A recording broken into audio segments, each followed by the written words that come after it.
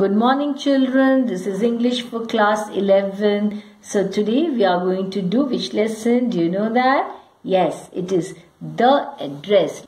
Let's begin. Short answer type. First one, how did Mrs. Darling react when the narrator said, "M. Mrs. S.'s daughter"? Answer, Mrs. Darling held her hand on the door as if she wanted to prevent it opening any further. Her face showed no sign of recognition. She refused to recognize her. Just imagine, she kept staring at the narrator without uttering a word. Next question. What two reasons did the narrator give to explain that she was mistaken? She thought that perhaps the woman was not Mrs. Darling, because the way she behaved, the way she talked, she had seen her only once, that too for a brief interval, and that 2 years ago. Secondly, it was possible that she had rung the wrong bell. Question 3. How did the narrator conclude that she was right? The woman was wearing the green knitted cardigan of the narrator's mother. The wooden buttons were rather pale from washing. She saw that the narrator was looking at the cardigan. She half hid herself again behind the door. Her reaction convinced the narrator that she was right. Next question. What was the outcome of the interview between Mrs. Darling and the narrator? The interview was a flop as far as the narrator was concerned. Mrs. Darling refused to see her and talk to her in spite of the narrator's repeated requests. Next question, children. Who had given the narrator the address? When and under what circumstances? The answer. The narrator's mother had given her the address years ago during the first half of the war. The narrator came home for a few days and missed various things in the rooms. Then her mother told her about Mrs. Darling and gave her the address. Next question, children. What did the narrator learn about Mrs. Darling from her mother? Let's review the answer. Mrs. Darling was an old acquaintance of the narrator's mother. The latter had not seen her for several years. Then she suddenly turned up and renewed their contact. Every time she left that place, she took something with her, table, silver, antique plates, etc. The next question. What reason did Mrs. Darling give for taking away the precious belongings of the narrator's mother?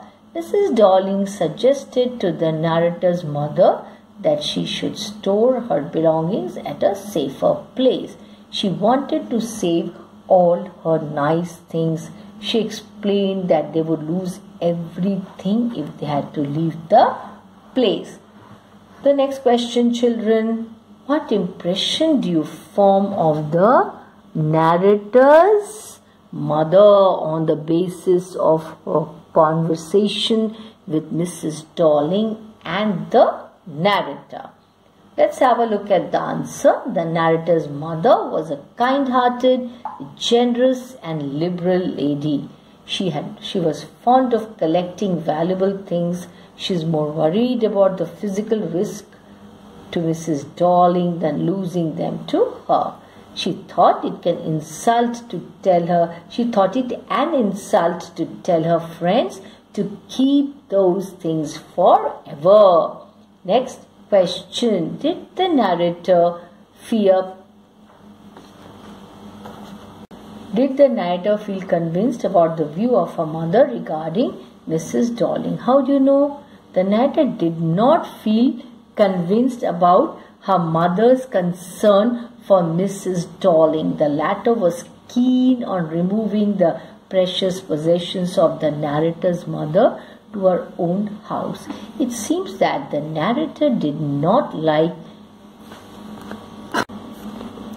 it seems that the narrator did not like Mrs. Darling's excessive interest in her mother's belongings. It is evident from the question she puts to her mother. Next one, children. Next question. What does the narrator remember about Mrs. Darling as she saw her for the first time? Mrs. Darling was a woman with a broad back. She wore a brown coat and a shapeless hat. She picked up a heavy suitcase lying under the coat rack and left their house. She lived at number 46 Marconi Street. Next question, children.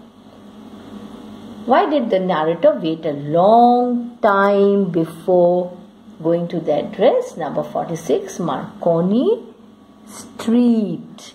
Initially, after the liberation, she was not at all interested in her mother's belongings lying stored there. She was also afraid of being confronted with the things that had belonged to her mother was no more. When did the narrator become curious about her mother's possessions? Answer: the narrator became curious about her mother's possessions as normalcy returned in the post-liberation period. She knew that those things must still be at the address her mother told her. She wanted to see them, touch and remember.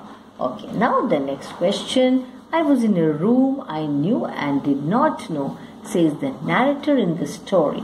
The address. What prompted her to make this observation? Answer: the narrator found herself in the midst of things she was familiar with and which she did not want to see again. However, she found them in a strange atmosphere where everything was arranged in a tasteless way. And remember, children, Mrs. Darling never took care of these valuables. She did not maintain them properly. The ugly furniture and the muggy smell created the feeling that she didn't know the room. Next question, children. I just looked at the still life over the tea table, says the narrator in the story. The address. What does she mean by the still life? What prompted her to make this remark? Let's have a look at the answer. By the still life, the narrator means the things over the tea table, such as the tablecloth, the teapot, cups and spoons, and children, all these were very, very costly things. The reference to antique box and silver spoons prompted her to make this remark. Again, all very costly items. Next question. How was the narrator able to recognize her own familiar woolen tablecloth? The narrator first stared at the woolen tablecloth, then she followed the lines of the pattern. She remembered that somewhere there was a burn mark which had not been repaired. At last she found the burn mark on the tablecloth. This helped her to recognize her own familiar article. Next question. You only notice when something is missing. What does the speaker exactly mean? What examples does she give? The answer. The speaker says that one gets used to touching one's lovely things in the house. One hardly looks at them anymore. It is only when something is missing that it is noticed, either because it is to be repaired or it has been lent to someone. How did the narrator come to know that the cutlery they ate of every day was silver? Once that, see, Mrs. Darling, she uses all the costly items given to her by the narrator's mother. At least she should have kept them safely. She should not have used those things.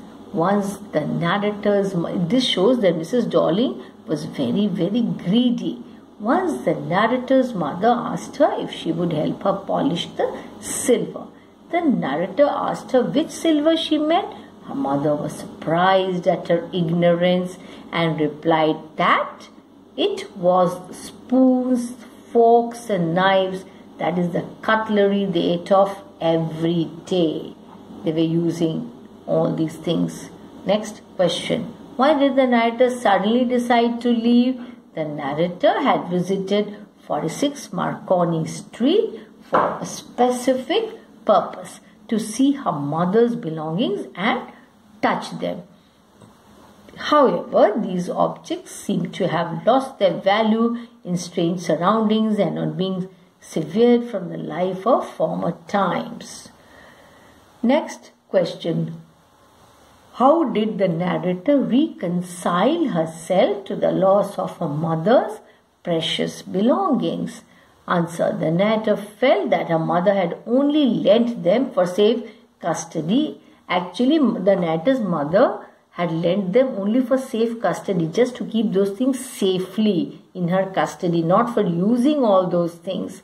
And Mrs. Darling was not to keep everything. On seeing these objects, memories of her former life were aroused. She found no room for these precious belongings in her present life. So she reconciled to her fate. Next question, children. Of all the things I had to forget, that would be the easiest. What does the speaker mean by that? What is its significance in this story? Answer.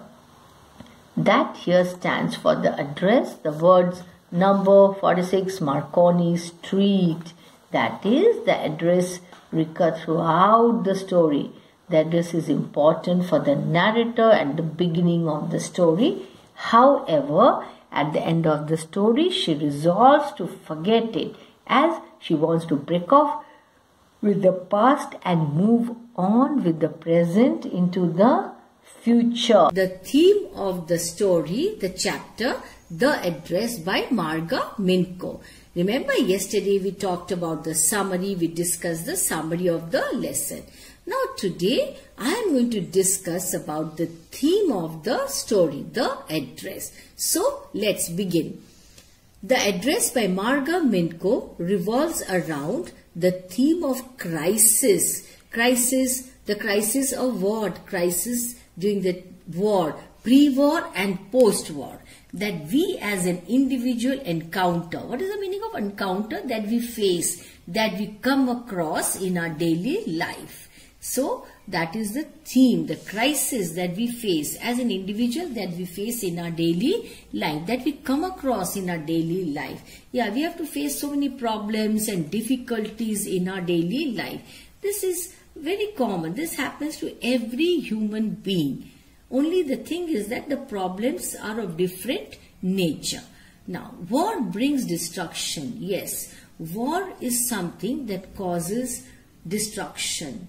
Destruction of lives, destruction of property, and it causes so much of pain and loss of lives which impact humans in various ways. Now it has got a very terrible impact on humans. What? The war. Why? Because the destruction is so huge, the loss is so much that the humans are not able to bear that loss, and it takes so much time to overcome that. Now, however, this story speaks out the narrator and mother's life, how they are disrupted due to war. Now, life was going on very smoothly for them. They were very happy, but what happened? Their life was disrupted due to war. They had to face so many hardships, so many problems and so many difficulties. That is the reason it was disrupted due to war. Okay children, now I have some important questions for you. The first one. The address is a story of human predicament that follows war. So it's a very important question from the point of view of every examination, be it any exam, okay, internal, external, any exam. This is a very important question. So remember that and go through it very, very thoroughly. The war creates many difficult and unpleasant situations for human beings. I already told you, isn't it, children? It causes so much of suffering, sorrows, destruction and all that. So that's what is called unpleasant situations for human beings. Sometimes it becomes difficult to know what to do, because when one is in such a situation, such circumstances, it actually what happens is it blocks one's mind. One is not able to think, not able to decide what to do and what not to do. It does happen. These things are very common. Now, the human predicament that follows war is amply illustrated. It is thoroughly justified here through the experience of the narrator. Who's the narrator? The writer. Now, she narrates her experience. What happens after the war? Things are not very, the scene is not a very happy one for her. The war had caused many physical difficulties as well as emotional sufferings to her. Yes, lot of difficulties she had to face. And emotional sufferings, she had to lose her. She lost her mother. That made her very, very sad. She had lost her dear mother.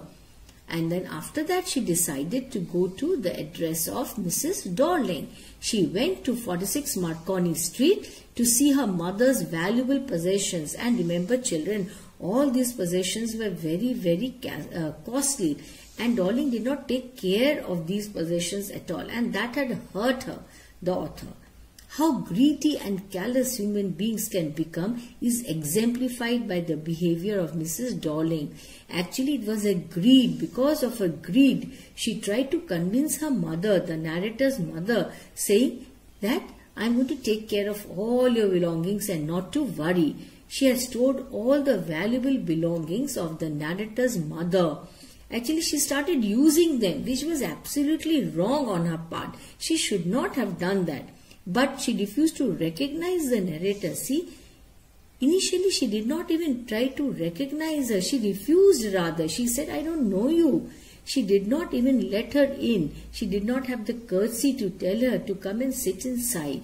The presence of her mother's possessions in strange atmosphere pained her. She was so sad to see the possessions in such a bad state. Now these valuables had lost all their importance for her as they had been separated from her mother. First of all, the valuables were all separated from her mother. And secondly, she lost her mother. Mother is the most valuable thing. She could get no solace or comfort from them. No, even if she would take those things back with her, definitely she would not get any sort of happiness rather, because her mother is not there anymore. So she thinks that it is no use to actually take those belongings with her.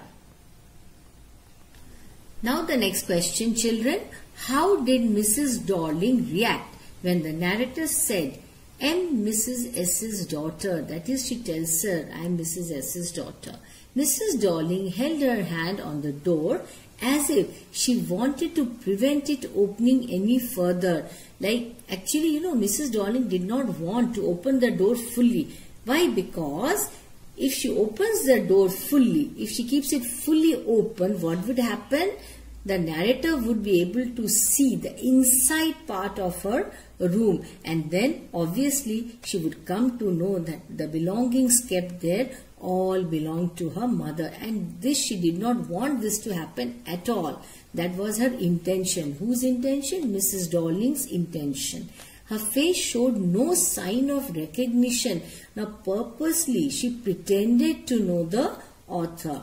She kept staring at the narrator without uttering a word. She was pretending as if she does not know her at all. But it was not so. Her mother was her friend after all, isn't it? What two reasons did the narrator give to explain that she was mistaken? The answer. She thought that perhaps the woman was not Mrs. Dorling. Because of her behavior, she was not ready to recognize her. She was not ready to open the door properly. So she thought that perhaps she has come to the wrong address, though it was not so. She had seen her only once, and at that time she must have been small, isn't it? Who? The author. For a brief interval, and that 2 years ago. She must have been there with her mother, and at that time the author must have been very small. Secondly, it was probable that she had rung the wrong bell. So that is why she thought that perhaps she has rung the wrong bell, because Mrs. Dorling's behavior was such. She thought she has come to the wrong house. What was the outcome of the interview between Mrs. Dorling and the narrator? What was the result? Outcome means the result. The interview was a flop as far as the narrator was concerned. Mrs. Dorling refused to see her and talk to her in spite of narrator's repeated request. The narrator kept on requesting, but she was not bothered, not willing to listen to her, because I told you there was a reason behind all that, because had she let her in, she would have seen all the things of her mother. And of course, finally she came to know that all those belongings were her mother's, and that made her very upset, no doubt about that. So children, now I will come to the end of this session now, but before I finally wind up, I would like to tell you that this is a very interesting story and very important also from the point of view of examination. Now, my experience says that in every exam, you get a question from this story. It is a very favorite of the examiners. You get short answer type or long answer type, but definitely you get a question from this story. Otherwise also it is a very simple story. So read it with interest and with concentration. I am sure you will understand all that is there in the story.